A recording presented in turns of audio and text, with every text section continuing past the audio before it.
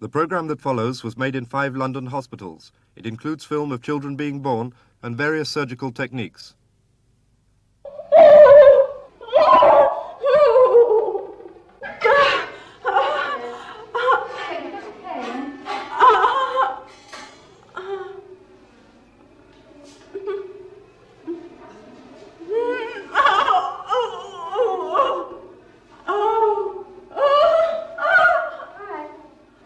Do you think it's fair that women have to go through this sort of pain? Well, it could be made easier for them. I suppose it would be better. But there's some women who seem to think it's a glorious thing to go through this pain. But I'm all in favour if anything can be done to take it away. If you remember, the agony of childbirth was the outcome of the primal curse on Eve when she was expelled from the Garden of Eden. In sorrow shalt thou bring forth children. And medieval clergy still followed this idea. The pain of childbirth was regarded as a guarantee of maternal affection. If you didn't suffer pain when your baby was born, then you would never love it. The pain is still there for most mothers. It remains part of the price they expect to pay for having a baby. I didn't say anything to anyone. I just knew I had to go through with it. And it's like dying. I mean, it must be like dying. This mother felt she'd got beyond being sensible about it. She was dreading the birth of her 3rd child because she'd suffered so long having the first 2. This time, she insisted on an injection to take away what to her was unbearable pain, an epidural injection.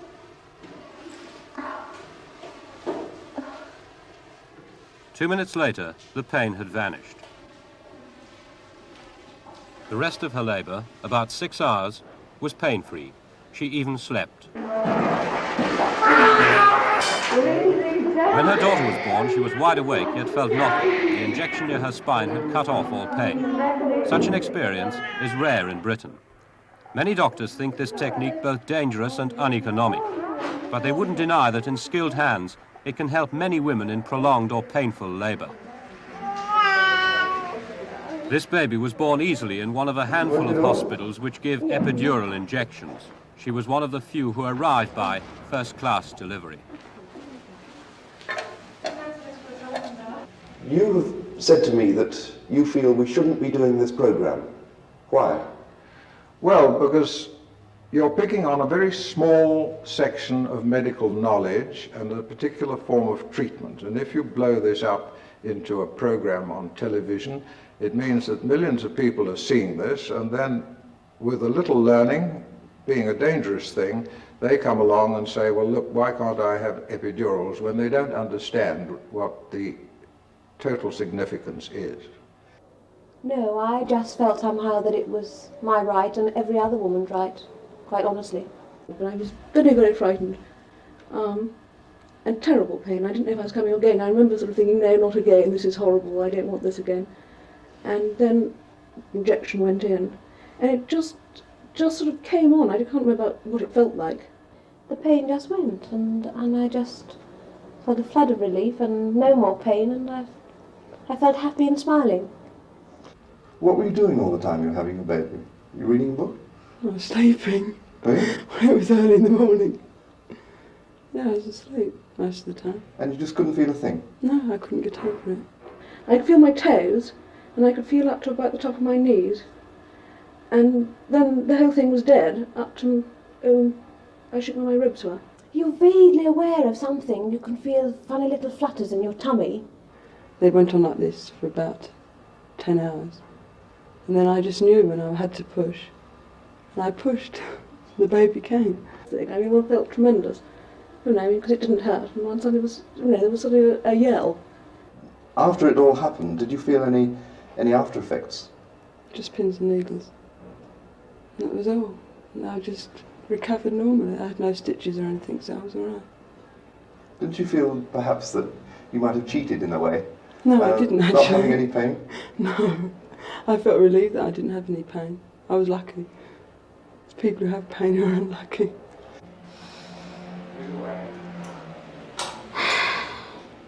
Tonight we follow the progress of 2 mothers in labour. Both will be given an epidural, but for different reasons.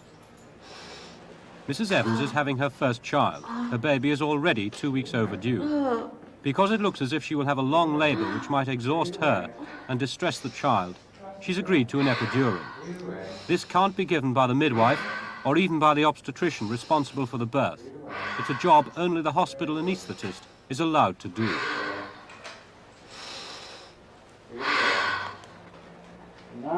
Mrs. Dick is expecting her second child.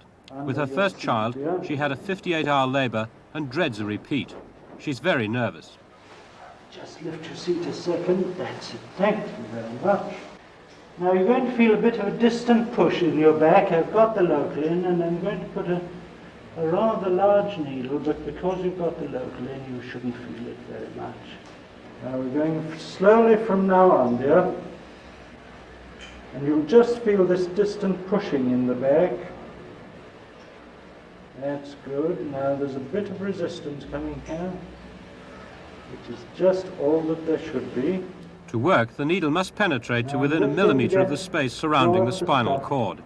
If the needle punctures that space, the mother will get a severe headache. Should the anaesthetist then inject the dose, the woman would be temporarily paralysed. But in skilled hands, the chances of this are almost nil. My dear, I'm injecting the stuff. Now, you may feel a little bit of something cold going in. Have I been hurting you at all, Mrs. Dick? No? Good.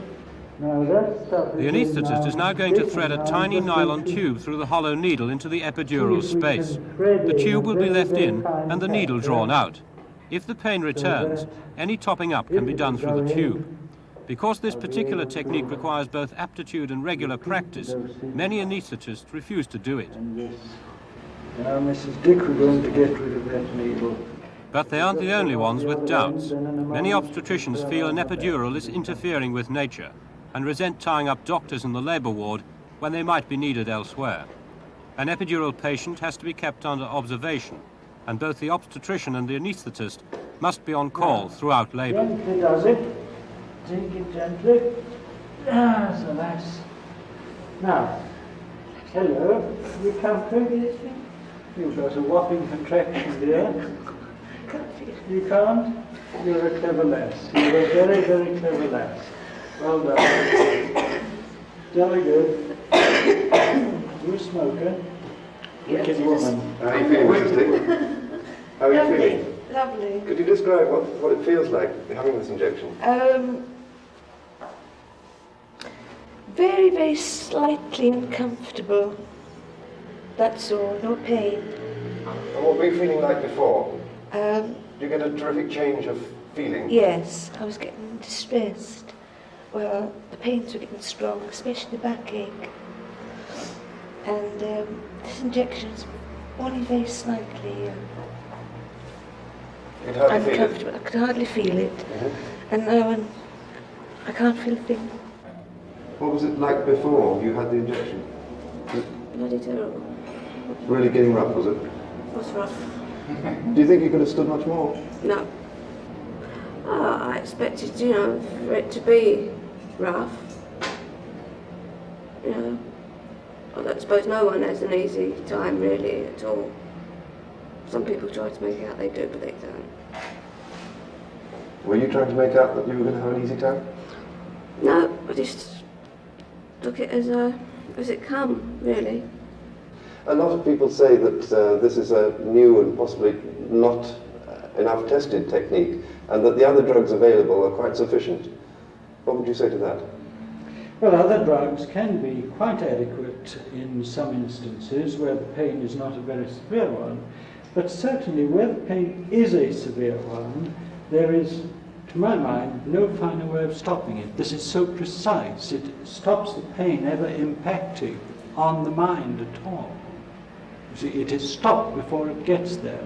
It's not a question of just dulling the mind so that they don't fully appreciate the pain. The pain is cut, period. And the mother remains fully conscious? Are you fully conscious, dear? Yes, she does. Is the baby affected at all? Oh, no. By this injection? No, not in the correct correct dosage, the correct time, everything like that. No. This of course is singularly beautiful because it does not affect the baby, whereas putting in drugs by injection, by mouth and so on, a certain amount must go across to the infant, but with this virtually nothing goes across to the infant, except very indirectly indeed. Of all safe ways, providing that you have got trained personnel, this is the safest. But safety is assured only by the price is the same as the price of freedom. It is eternal vigilance and care of the patient. With that, it is safe. Mrs. Evans is about to have her baby. It's 5 hours after the injection, and she's having good contractions. But they may not be strong enough to push the baby out, because the epidural has reduced the pushing power of her abdominal muscles. The baby's head is not in the correct position either, so the obstetrician will deliver the baby with forceps. Keeping the blades against the back of the mother's abdomen, I'm just going to rotate gently round, and this head will come round to the transverse, to the vertical rather. All right? Yeah, I felt that. Did you feel a little jump? Yeah. That's all right, that doesn't matter. Have you got a contraction?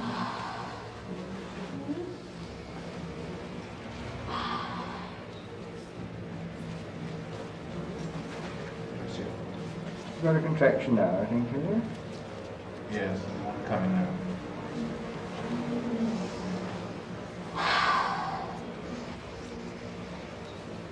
I'm guarding the pain in now. There's the baby's head coming out. I'll take the forceps. Could you have some direction in a minute, please?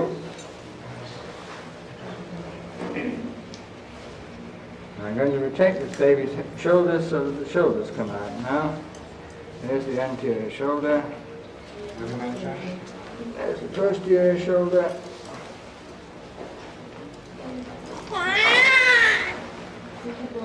All right. Suck it out. You've made me all wet.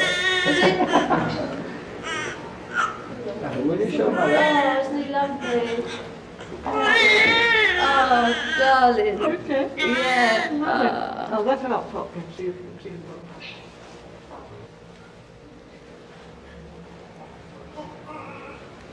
Are you happy?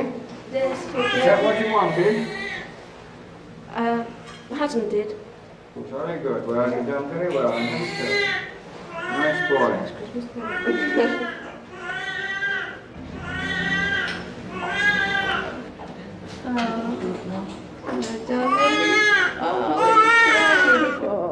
Mrs. Evans needed the injection, in her doctor's opinion, because it looked as if the more normal pethidine injections and gas and oxygen wouldn't give sufficient relief. Was it very hard work? No. What about the pain? I didn't feel not with that forceps. Not what you call pain. What did it feel like before you had the injection? What, when I was in the Yes. Oh, never known nothing like it. Terrible pain. Do you think you could have gone on if you hadn't? No. No, I think I would have pulled my hair out by the end. A lot of people say that this particular technique means that you have to use forceps more often for delivery. Are forceps still a bit of a bogey with some people? They regard them as a bad thing to use. I don't think so nowadays. The fetal mortality from a forceps is very, very low. The actual trauma of the forceps in skilled hands to the baby is almost minimal, provided that it's done in a recognized hospital and done by a recognized obstetrician, or skilled obstetrician, I should say. How do you feel as an obstetrician about using this technique of epidural block? Well, I'm very much in favor of it, because I think that it makes the patient appear at the end of her labor in excellent condition, where otherwise she might have had a continual pain throughout the labor, relieved by our usual analgesics to a certain extent, but at the end of it she's often exhausted. But with an epidural anesthetic like Mrs. Evans has had, as you can see, she's very well and is ready to, I think, go for a mile hike now. I would not agree that it should be used, I think, in every normal case, because I think it is wrong to interfere with the normal case, which is proceeding naturally, in which the baby is coming out well. In those cases, the mother, I think, should be given gas and air, or gas and oxygen, to relieve her pain. But it is not, I think, an epidural is not indicated in a normal case. Do you think we should be doing this program then? Oh, I think so, yes, because in these cases which I've spoken of, which are not normal, then I think this technique should be much more widely used. Why shouldn't every mother have a baby by this method? Well, to start with, may I say this, that if you've got a headache, you probably take aspirin, and you don't rush to get an injection of heroin unless you're a drug addict. And therefore, one starts with the easiest and the simplest and the least harmful methods first, and then works up to the more complicated ones. Admittedly, in the hands, as you say, of an expert, the epidural technique carries a negligible risk. But it is time-consuming, and it does require the presence of an expert to do it. And with mothers having babies at any hour of the day, and in a hospital such as the one in which I work, where we're conducting well over 2,000 deliveries a year, if one was going to make this technique available to everybody, it would mean the presence of at least 2 full-time anaesthetists attached to the department. Why don't you use a technique that is apparently so advantageous?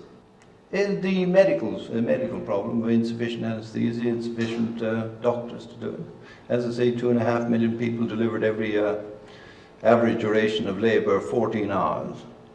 I mean, once you put in an epidural anaesthetic, the patient must have her doctor with her the whole time. Well, you multiply, shall we say, in this hospital, the average duration of labour is 14 hours, in other hospitals it's up to 28 hours.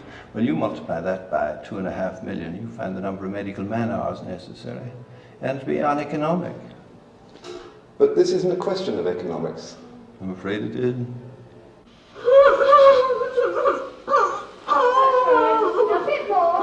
Because it's partly a question of economics, this mother is having her baby in a hospital where epidurals are rarely, if ever, given. She's 38 and it's her first baby. She said she's all in favour of anything to be done to take away the pain. The midwife afterwards described it as a pretty typical labour. Of course, once it's over, she may forget. The experience of giving birth may alter her attitude to pain. Nevertheless, it's reckoned that for every 7 women who happily give birth, there are 2 or 3 who suffer badly.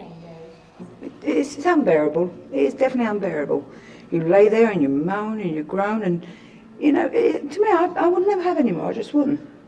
I just couldn't stand to have any more. Seeing you here all sort of sitting around laughing, you don't look like people who've been having a terrible rough time a few days ago. Well, it's like everything. You get over it. You get over it. Well, it can't be that bad then if you forget. But it is bad. It's bad at the time. It's like toothache. Once you've had the tooth out, you're relieved.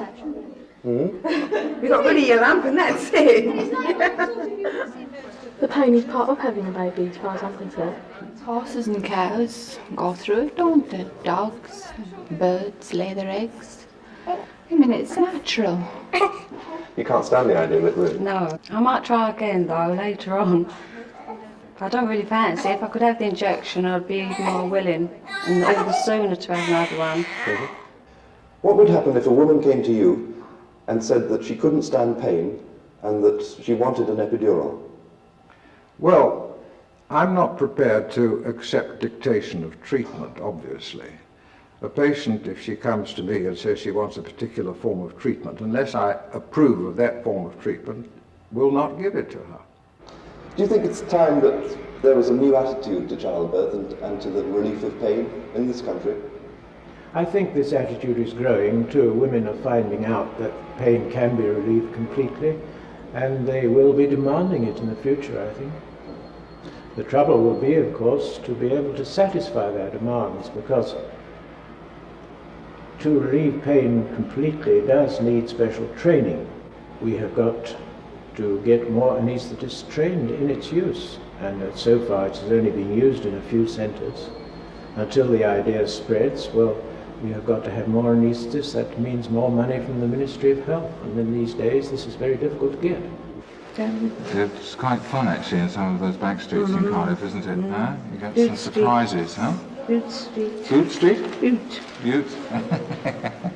Mrs. Dick is having a caesarean. The doctor has decided to operate as she still has a long way to go after 22 hours in labour and her baby is increasingly at risk. So it should be a boy for you then if it was a girl last time? I don't mind. You're not really Normally with a caesarean, a mother has to have a general anaesthetic which makes her oblivious to the birth. You may feel a little bit of pulling just now. It shouldn't be painful, but you feel a bit of a tug sometimes, huh? Conscious of a tug, but no pain. We filmed Mrs. Dick's reactions while the surgeon cut through to reach the baby. In fact, the epidural injection was originally developed about 25 years ago for use only in the operating theatre. It saved those whom a general anaesthetic would probably have killed. It was first given to women in labour about 5 years ago. And there we have one baby's face. Just lift your head up. That's it. Yeah. Only just expose the face. And I'll have my two forceps faces here. That's right. The girl's very nearly there. Is it a girl's face or boy's? Oh, Just a smile. Mrs. Dick is a midwife herself, so she knows what's happening. Does she really look like Mum? I think it does. There it comes. You can see his lips. There we are. Turn it on its side, please. There's its shoulder now. Ergometrin. Given. The other shoulder. Begin. As it comes. Oh, there you are. You've got one for you. Sawing its middle.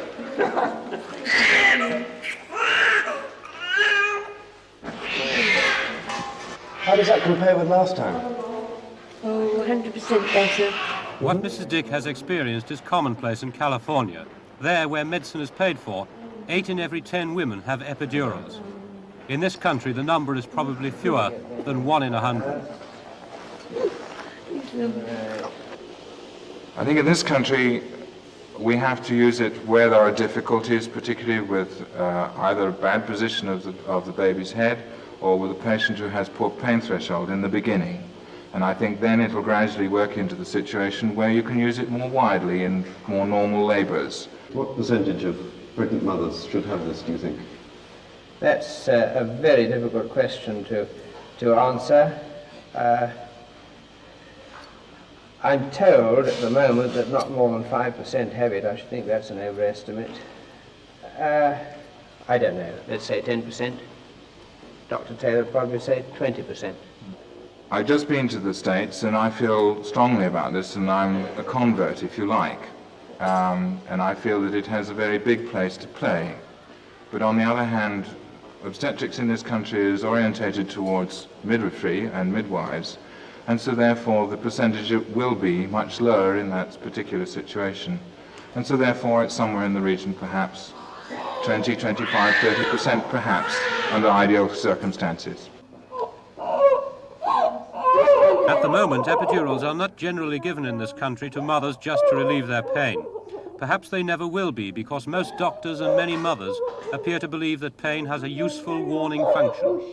Getting an epidural on the health service means finding an enthusiastic doctor and living in the right place. In London, Southend and Manchester, Glasgow, Aberdeen and Edinburgh, you stand a chance of a first-class delivery. Elsewhere, the chances are that you will have to cope the old way.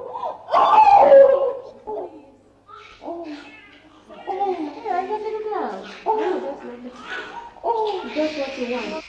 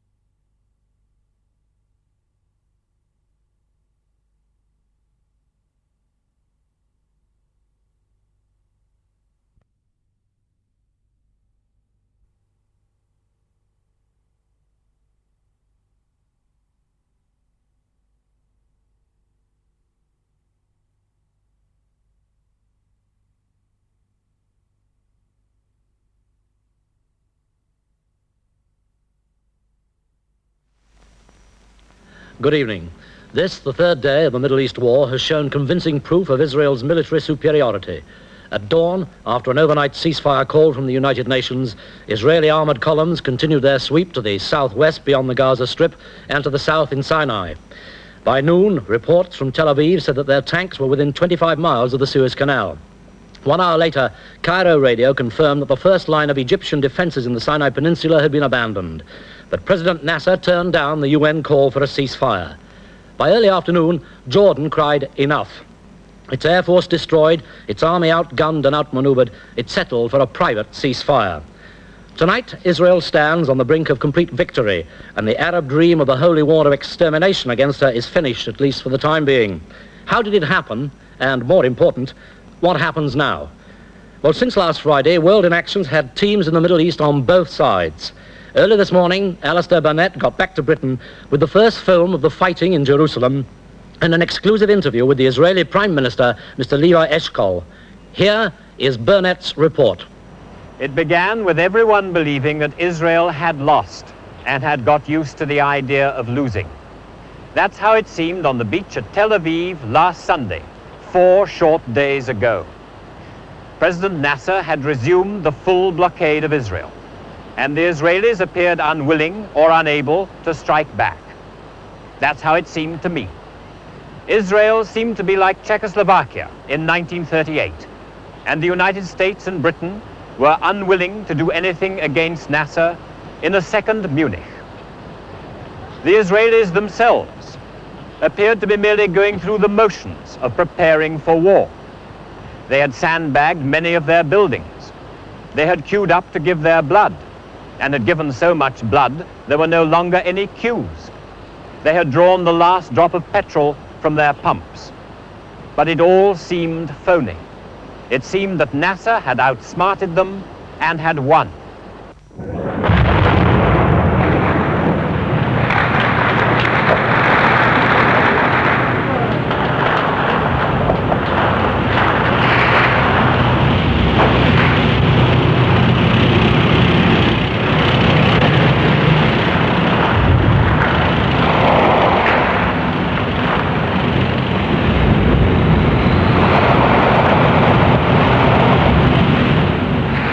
Suddenly, at the King David Hotel, where we were, came a rattle of small arms fire and the whoosh of mortar bursts.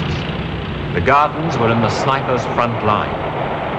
The Jordanians occupied United Nations headquarters, but the Israelis brought up armor from the streets, and the brief ascendancy of the Arabs came sharply to an end. The tanks went on to encircle the old city, which had been in Arab hands since